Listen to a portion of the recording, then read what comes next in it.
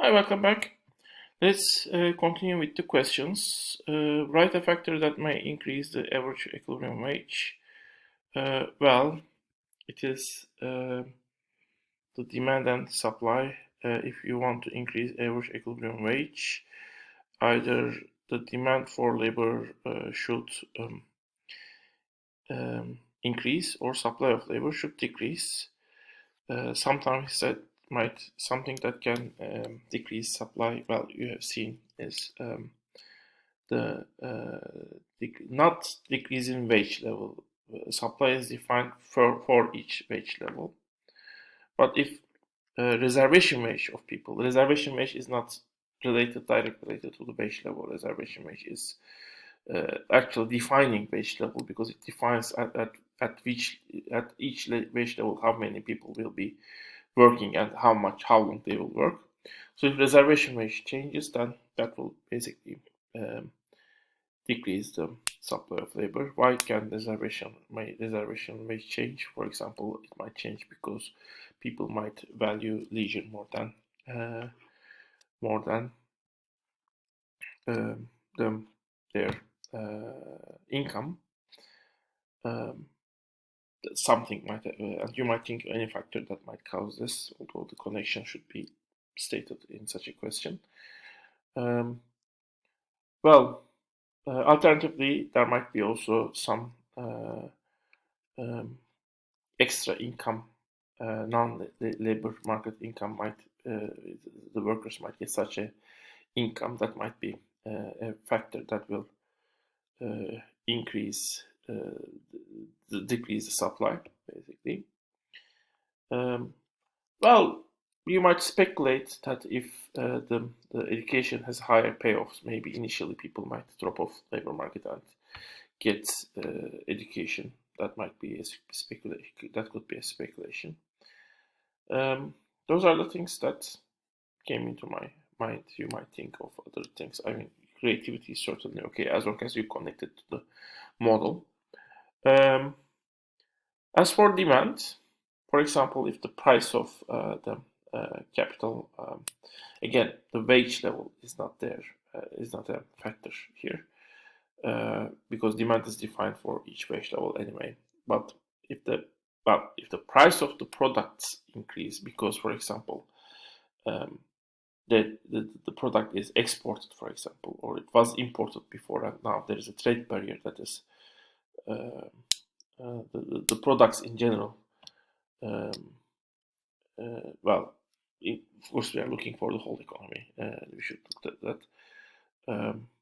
But for example, international demand for the commodities has increased. The overall demand for the commodities has increased in the economic system, which increased, let's say, price of the commodities or the goods and services in the economy. That would also increase the demand for the labor. Alternatively, of course, we might think of capital. Well, technology might increase labor productivity, which will increase, of course, the per labor benefit for the producers, which will also increase the labor demand. Uh, Alternatively, if capital prices are falling, in that case, you have or rising, there you have two effects. If substitution effect is dominant, in that case, rising capital prices will increase demand for labor. If scale effect is dominant, in that case, the um, falling prices will increase the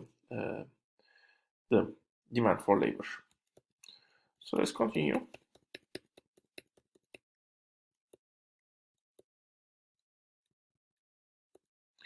In agricultural sector, the jobs that are usually short-term jobs, so workers are likely to stay unemployed when there is no work to be done. While in manufacturing sector, there is work to be done for the whole year. So workers are employed for whole year. If all other things are equal, which are not, um, in which sector hourly wages are expected to be higher, according to compensating wage model, and why?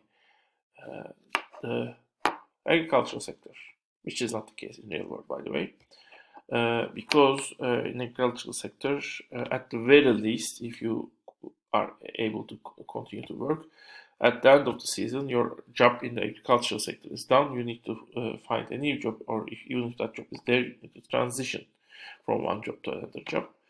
So agricultural sector in this case. Why are manufacturing jobs in general usually pay higher? Well, because mostly manufacturing jobs, to get those jobs, you may need some skills at least. You need more connections, certainly. And in some cases, the people who work in the agricultural jobs might also be in the United States undocumented. For them, it might be even legally impossible to work in the construction, the manufacturing jobs. So other things not equal in this case. I mean, it's an interesting case. Actually, considering its difficulty, agricultural sector should pay more, but it's actually paying less. Somehow, let's say, in neoclassical economics, there is no explanation for that.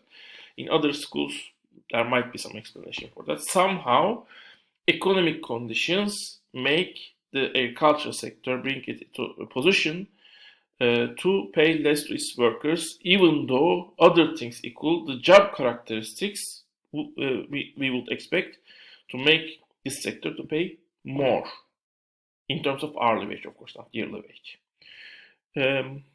Let's continue. Assume average wage in China is higher than average wage in USA. If capital freely move between China and USA, how will this affect the wages in China and USA? Of course, capital will move to United States in this case because the wages in the United States is lower, and we assume productivity of the workers are the same.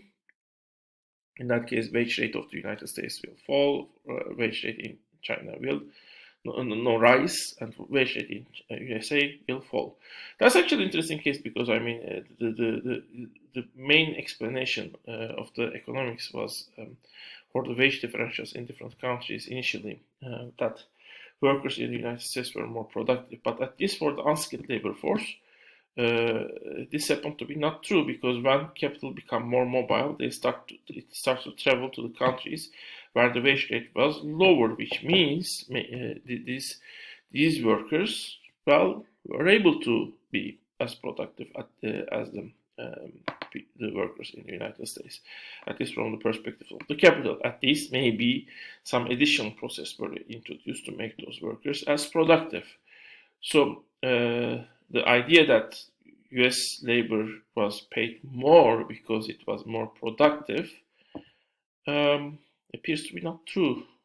At least the empirical facts don't support it in this case. Well, of course, I mean, this issue could be discussed more with different details, but it appears that actually the wage differences between countries to some extent were created by the barriers, the inability to move, basically, not necessarily because of the compensating wage differentials. Assuming Ghana, unskilled labor is relatively cheap, skilled labor is relatively expensive. Assume also in 2014, Ghana increased its tariff rates, cut the international trade, not open to it, but cut it. Its trade volume has decreased. How will this affect the supply and relative wage rate of the skilled labor force and unskilled labor force in the short run and the long run? I said supply and wage rate in short run and long run. Supply is the same in the short run. Demand changes. I didn't ask demand, but of course demand change will affect the wage rate. According to the model, well, initially we are at D2, S2, S1, S2. Let's say this. I mean, which one was more expensive? Skilled labor force is more relatively expensive. Unskilled labor force is relatively cheap, which means the goods that require skilled labor force were imported before, so they were produced less. now that the international trade is cut, the goods that require skilled labor force will demand less because you need to produce them at home. So demand for skilled labor force will increase. Initially, you are at S1 and D1. Demand for skilled labor force will increase, so it will move to D2. We are still at S1, so initially relative wage of skilled labor force to unskilled labor force will increase. But in time, this will encourage people in Ghana to study. As a result, S2 will increase, the relative amount of skilled labor force will increase, and in the end, assuming the college costs remain the same, the wage ratio will be the same. What happens if college costs increase as a result of increased demand for college education? In that case, of course, the college education will increase the cost of education. Initially, the cost was just the time you spent. If the college cost is zero, if college costs increase the cost, then you will require higher benefits. So actually, you will end up at a point where the wage rate should be higher than your beginning point, basically. I mean, like here.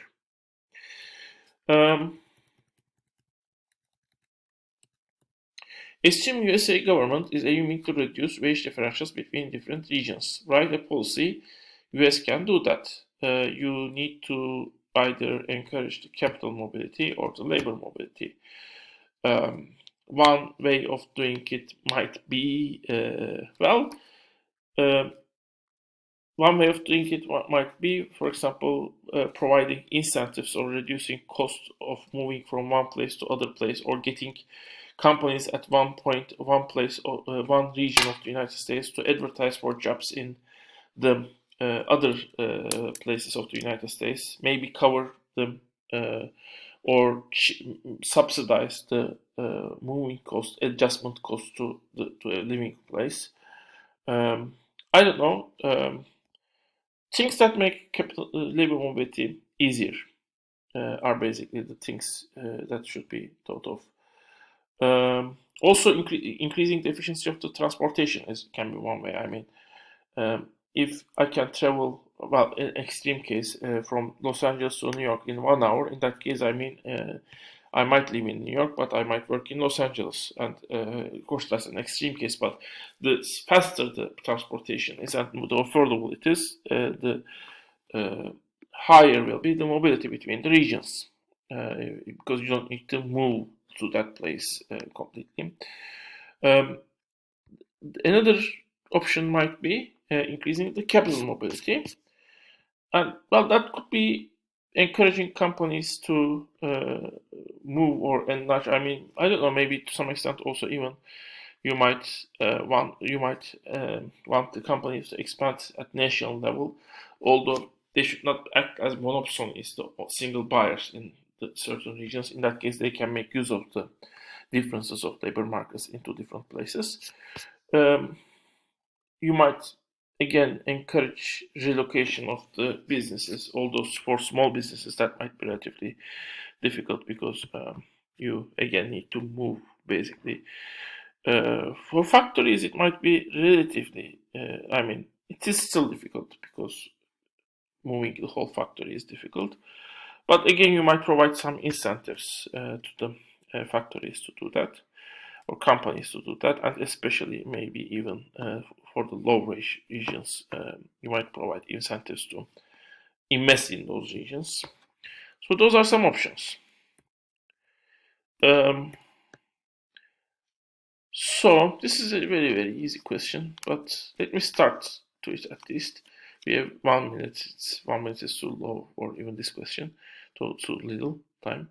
How much? Assume real wage in Germany is $12. Real in Greece is $20. Assume nominal wage is the same. How much higher or lower is the price level in Greece compared with Germany? Since the nominal wage is the same, the ratio $12 to $20 shows the ratio of the price level between Greece and Germany, which is 60%. So price level in Greece is 60% lower. I will continue in the next part. See you in the next part.